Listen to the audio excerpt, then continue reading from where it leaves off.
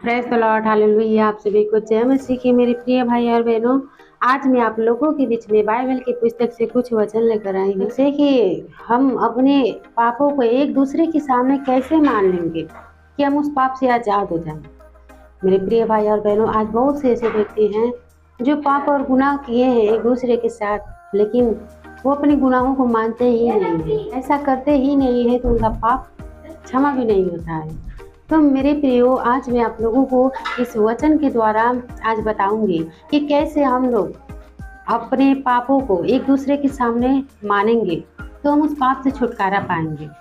आमीन। तो आइए मेरे प्रिय भाई और बहनों, इस वचन को हम लोग देखेंगे जो कि है याकूब 5 अध्याय के 16 पद में। यहाँ पर लिखा है, इसलिए तुम आपस में एक दूसरे के सामने अपने अपने पापों को मान लो। हालेलुया।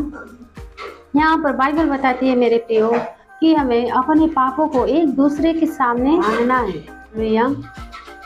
जैसे कि मेरे प्रिय भाई और बहनों, आज बहुत से ऐसे व्यक्ति हैं जो अपने जीवन में क्या हैं, परेशान है, निराश है, दुखी है। और मेरे प्रियो, मैं आपको बता देती हूँ कि आप लोगों के ऊपर जो ये दुख, मुसीबतें, परेशानियाँ आती हैं, ये आपके गुनाहों के कारण भी आती है। तो मेरे प्रियो, हमें उस अपने गुनाहों को मानना है। यदि हम उसे मान कर उसे छोड़ेंगे नहीं तो हम उसी मुसीबतों में, उसी समस्याओं में हम लोग फंसे रहेंगे। मेरे प्रियो, हमारा परमेश्वर कहता है कि तुम आपस में एक दूसरे के सामने अपने पापों को मान लो। मेरे प्रियो, हमें अपने पापों को, जब दूसरे के सामने हम अपने पापों को मान लेंगे ना मेरे प्रियो, तो हम लोग उस गुनाहों से आज़ाद हो जाएंगे और हमारे ऊपर हर एक प्रकार की मुसीबतें जो उस गुनाहों के कारण हमारे जीवन में कार्य करती थी, वो वहीं से खत्म हो जाएंगे। मैं आपको बताती हूँ एक कहानी के द्वारा मेरे प्रियो।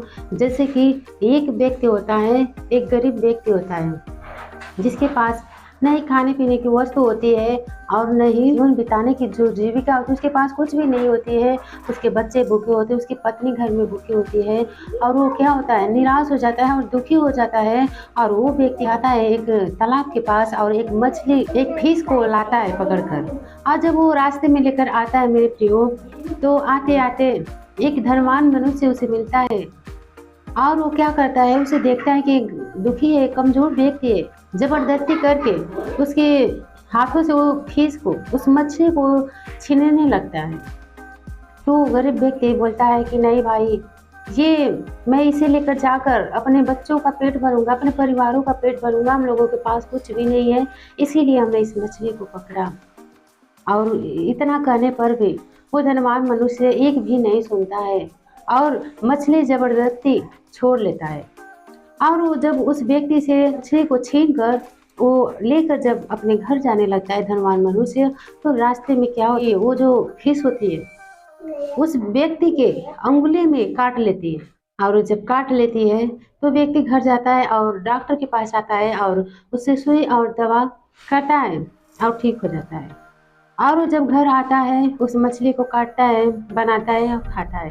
क्योंकि जब वो व्यक्ति बनाता और खाता है और शांति से सोता है, फिर कुछ दिन बीतने पर उस अंगुली में क्या होने लगती है, दर्द होने लगती है।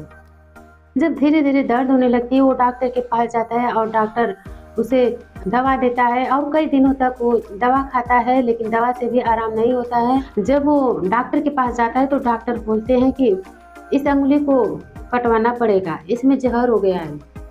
और वो व्यक्ति कहता है कि अब मेरी एक उंगली कट जाएगी तो जाने दो, मेरा पूरा शरीर रहेगा और ये उंगली कट जाए तो क्या होगा। तो कटवा देता है। फिर कुछ दिनों के बाद फिर से इस पूरे पंजे में जो हाथ है पूरा, इस पूरे हाथ पे जहर हो जाता है और ये पूरा हाथ जो क्या दर्द करने लगता है।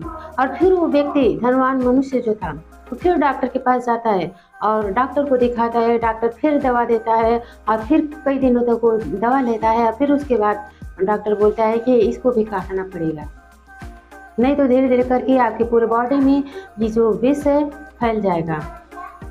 तो मनुष्य सोचता है कि मेरे पास कहाँ पैसे की कमी है और मैं कटवा दूंगा तो कुछ भी नहीं और मेरा दूसरा हाथ तो रहेगा। और वो ऐसे करके वो व्यक्ति उस पंजे को भी कटवा देता है।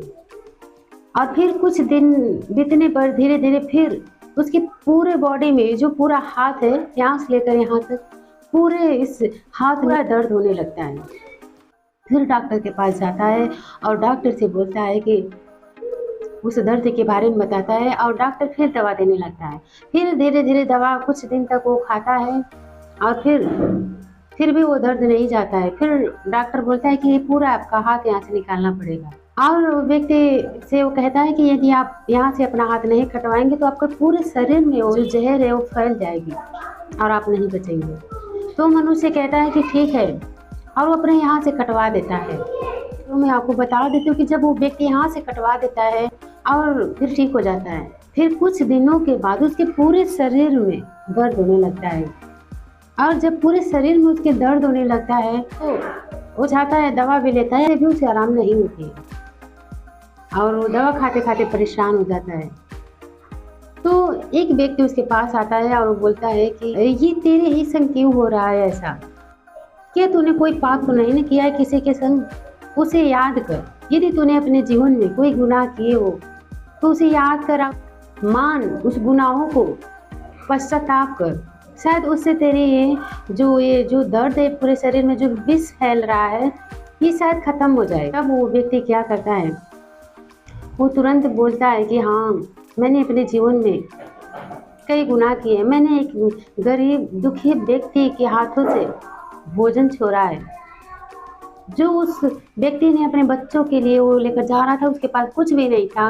उसने तालाब से एक मछली पकड़ी थी और उसे वो लेकर जा रहा था और मैंने उसे धक्का देकर उसके हाथों से उस मछली को मैंने छीन लिया और उसे मैं लेकर आया और रास्ते में आते थे उसी मछली ने मुझे काटा और आज उसी के कारण ये सब मेरे संग हो रहा है। पहले अंगुली गई, फिर उसके बाद पंजा गया, फिर उसके बाद पूरा ये हाथ गया और अब इस पूरे शरीर में दर्द है। मैंने उससे कहा कि जा, जिसके साथ तूने ऐसा किया है उससे तू क्षमा मांग। उसके ऊपर उस समय कैसा बीत रहा होगा। जा भाई, तुम उसके पास जा और उससे तुम क्षमा मांग। और वो व्यक्ति जाता है उस व्यक्ति के पास जिससे उसने फिश को छीन लिया। उस व्यक्ति के वो जब आगे जाता है और बोलता है कि भाई, मुझे पहचानते हो? वो व्यक्ति जो गरीब था, जो दुखी था, जिससे वो फिश छीना था, वो कहता है कि नहीं भाई, मैं तो तुम्हें नहीं पहचानता। तब वो व्यक्ति रोने लगता है और अपने गुनाहों को उसे बताता है कि भाई, मैंने तेरे साथ किया वो बहुत ही गलत किया था। आज उसी का दंड मेरे ऊपर आ रहा है, तो आज मेरे ऊपर पड़ रहा है। मैं इस दर्द, इस पीड़े में हूँ और उसी के चलते आज मेरा हाथ भी यहाँ से कट गया और अब पूरे शरीर में जहर है।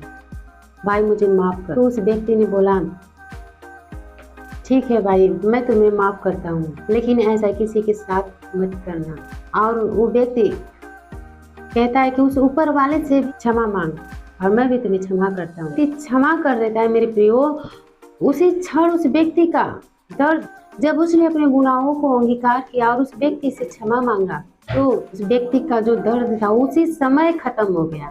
इसी प्रकार से आज जब यदि आप पाप में हो, गुनाहों में हो, तो सुनो, आप जिसके साथ आपने गलत किया है, आज जाइए उससे अपने गुनाहों को बताइए और उसे क्षमा मांगिए।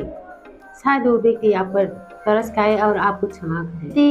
वो व्यक्ति न वहाँ पर गया होता उस समय, उस व्यक्ति से अपने किए पर न वो पछताया और न उसे क्षमा मांगता, तो शायद वो मर जाता, क्योंकि उसके पूरे शरीर में जो दर्द हो चुका था। मेरे प्रियो, आज उसी प्रकार से हम लोगों के जीवन में जब समस्याएं आती है मेरे प्रियो, तो हमें अपने जीवन में अपने किए हुए कर्मों को याद करना चाहिए कि हमने किसी के साथ अन्याय तो नहीं किया, हमने किसी को दुख तो नहीं दिया। मेरे प्रियो, हमें अपने गुनाहों को अंगीकार करके मानना है। परमेश्वर के वचन में लिखा है कि इसलिए तुम आपस में एक दूसरे के सामने अपने अपने पापों को मान लो। मेरे प्रियो, बहुत से ऐसे व्यक्ति हैं जो क्या करते हैं, उन्हें नहीं पता होता है, वो बस सिर्फ दूसरों के सामने खड़े होकर अपने गुनाहों को उनके सामने मान लेंगे कि हाँ प्रभु, मैंने गलती किया, बस इतना ही वो बोलते हैं। लेकिन मेरे प्रियो, मैं आपको बता देती हूँ कि हमें उस व्यक्ति के साथ जाकर उससे भी क्षमा मांगना चाहिए जिसके साथ हमने गलत व्यवहार किए। हम अपने जीवन में ऐसा करेंगे तो हमारे पाप क्षमा किए जाएंगे। तो मेरे प्रिय भाई और बहनों, मैं आप लोगों को यही बताना चाहती हूँ मेरे प्रियो, कि हमें अपने पापों को एक दूसरे के सामने मानना है, अंगीकार करना है, अपने किए हुए कर्मों पर हमें पछताना है। मेरे प्रिय भाई और बहनों, यदि आप आज पाप में गिरे हुए हैं इसके कारण आप दुखी हैं, तो आप अपने जीवन के हर एक कर्मों को याद करिए और उस गुनाहों को जहाँ तक हो सके तो वो व्यक्ति जिसके साथ आपने गलत व्यवहार किए हैं, यदि वो मिल सकता है तो जाइए, आप उसे अपने गुनाहों को बताइए और उससे क्षमा मांगिए। आपके साथ भी कोई व्यक्ति गलत व्यवहार किया है तो आप उसे भी क्षमा करिए, कि जब आप अपने जीवन में ऐसा करेंगे, यदि आप अपने अपराधियों के अपराध को क्षमा करेंगे तो आपके भी पापों को स्वर्गीय पिता क्षमा करेंगे। तो मेरे प्रिय भाई और बहनों, हमें एक दूसरे के पाप को भी क्षमा करना है और हमें अपने गुनाहों के लिए जो हमने किए हैं हमें क्षमा भी मांगना चाहिए। आमीन। तो मेरे प्रिय भाई और बहनों, इस वचन से आप लोगों को क्या सीख मिली है? यदि ये वचन आप लोगों को समझ में आया है, अच्छा लगा है, तो कमेंट में ज़रूर बताएं। आमीन। God bless you all.